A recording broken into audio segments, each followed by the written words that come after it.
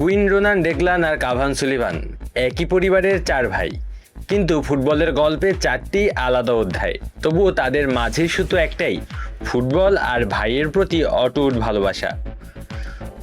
Ronan Sullivan আর Declan Sullivan এখন বাংলাদেশ ফুটবলের নতুন আলোচনার নাম। এই দুই ভাই যখন মাঠে লড়াই করছে, তখন হাজার মাইল দূরে যুক্তরাষ্ট্রে বসে প্রতিটি মুহূর্তে চোখ রাখছে তাদের দুই ভাই কুইন সুলিভান আর কাভান সুলিভান। তারা শুধু দর্শকই নয়, তারা বিশ্লেষকও এবং সমর্থকও।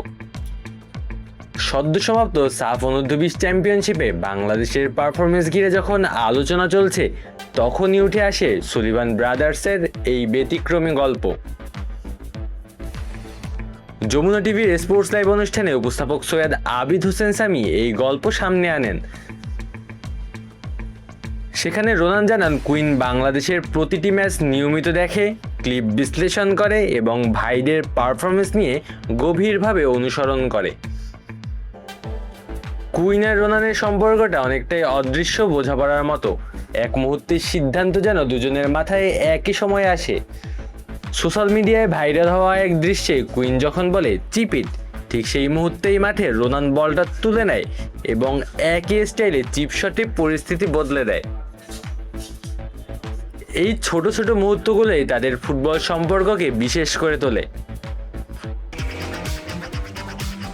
বাবা, এত এনার্জি কই পাও? এই পাওয়ার চুমুকে অ্যাকশন।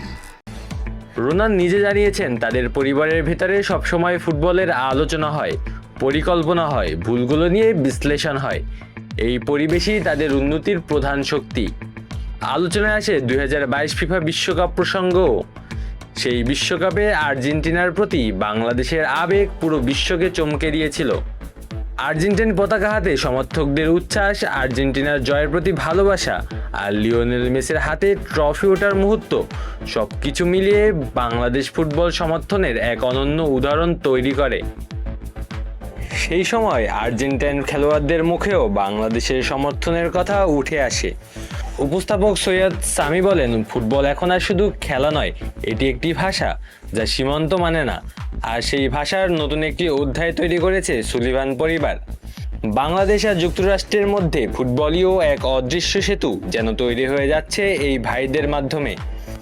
এরই সাথে উঠে আসে বাফুফের বর্তমান চিন্তাধারা, যেখানে বংশোদ্ভূত ফুটবলারদের দলে আনার বিষয়টি এখন গুরুত্ব পাচ্ছে। হামজা চৌধুরী, সমিত সোমের মতো খেলোয়াড়দের অন্তর্ভুক্তি যেমন নতুন সম্ভাবনার দরজা খুলেছে, তেমনি আরও প্রতিভাবান ডায়াসপোরা ফুটবলারদের দিকে নজর রাখছে বাফুফে।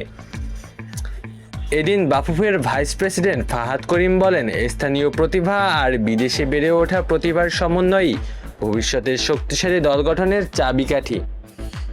সব মিলিয়ে রোনান ও ডেকলান যখন বাংলাদেশের জার্সিতে লড়াই করছে, তখন কুইন ও কাভান যুক্তরাষ্ট্রের মাটিতে নিজেদের জায়গা তৈরি করছে। কিন্তু চার ভাইয়ের স্বপ্ন একটাই, ফুটবলের সর্বোচ্চ পর্যায়ে নিজেদের প্রতিষ্ঠিত করা। রোনান আর ডেকলান যেমন বাংলাদেশের ফুটবলে নতুন স্বপ্ন জাগাচ্ছে, তেমনি কুইন আর কাভানও এগিয়ে যাক তাদের নিজের পথে। আর এই ভাইদের গল্প হয়ে উঠুক লাল সবুজ ফুটবলের নতুন ইতিহাসের শুরু। আলু আসি তালুকদার, অন ফিল্ড।